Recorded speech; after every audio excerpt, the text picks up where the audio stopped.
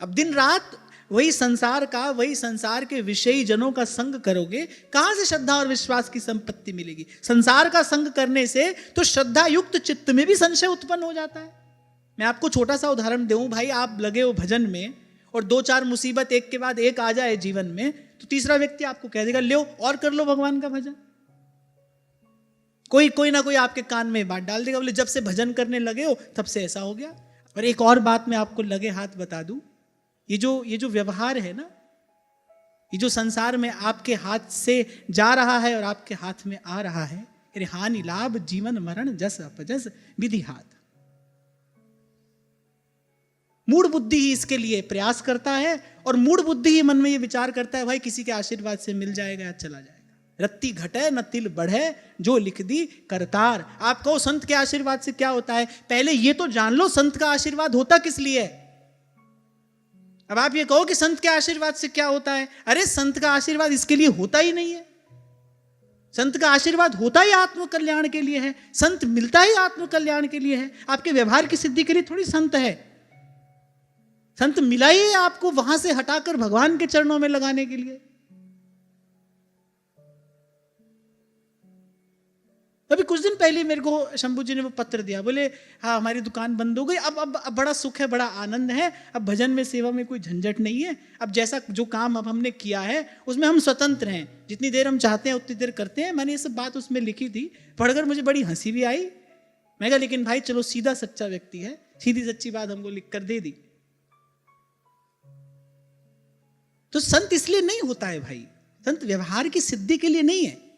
संत के पास तो भगवान में हमारी श्रद्धा हो, भजन में हमारा विश्वास सुदृढ़ हो, संत के पास तो ये संपत्ति लेने के लिए जाना चाहिए। वो तो आपके पास है ही, वो तो आपके पास में है ही, और इतने जन्मों से वो सब था है, कौन सा सुख मिल गया उससे? उलझन सुलझी तो नहीं किसी की, उस सब से किसी की उलझन हमने सुलझते तो नहीं देखी।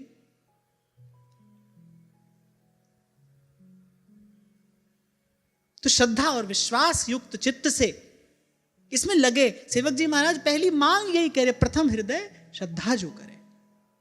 और मैं आपको यह कह रहा था भाई वहीं लगे रहोगे तो श्रद्धा नहीं होगी, उल्टे श्रद्धा युक्त चित्त में भी संसार का अत्यधिक संग करने से संशय उत्पन्न हो जाता है। और संशय ऐसा छिद्र है जिसके लिए भगवान कहते हैं संशय आत्मा विनश्यति।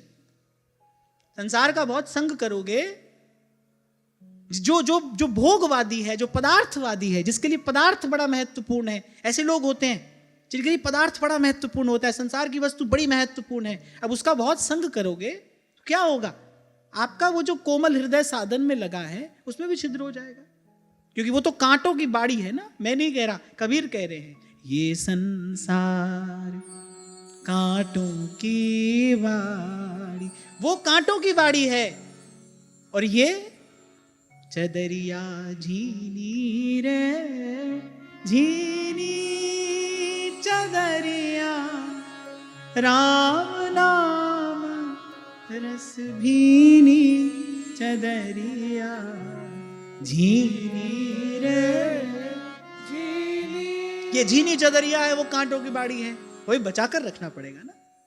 इसीलिए श्रीमद् भागवत कहती है दूरम उपाय।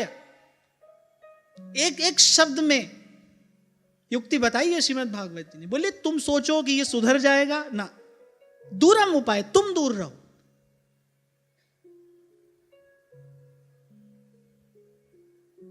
गंगा जल में कोई मदिरा मिला दे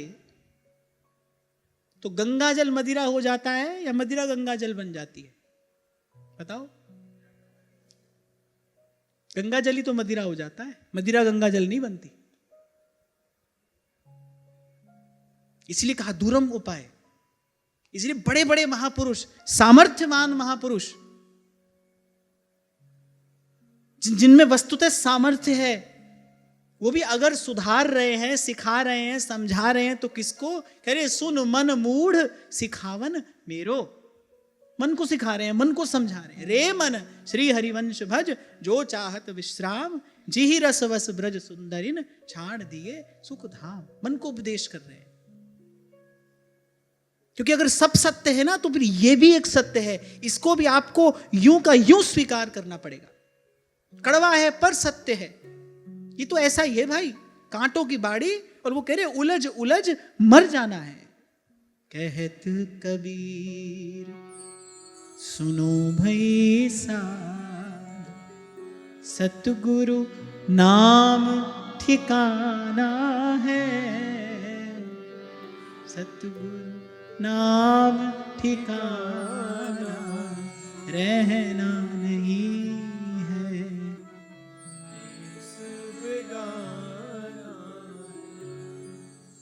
तो लगे रहिए, पर अपने मन को समझाने में, संवारने में लगे रहिए। दूरम उपाय, मैं फिर कह रहा हूं, ये झीनी चदरिया है और वो कांटों की बाड़ी है। इसको सुधारने का नहीं सोचना, सबके प्रति सद्भाव रखना, सबका मंगल हो, सबका कल्याण हो। आपको अवसर मिले तो आप सेवा भी करना। वैष्णव जन तो तेने कहिए, पीर पराई जाने रे। हाथ पैर मारने की आवश्यकता नहीं है।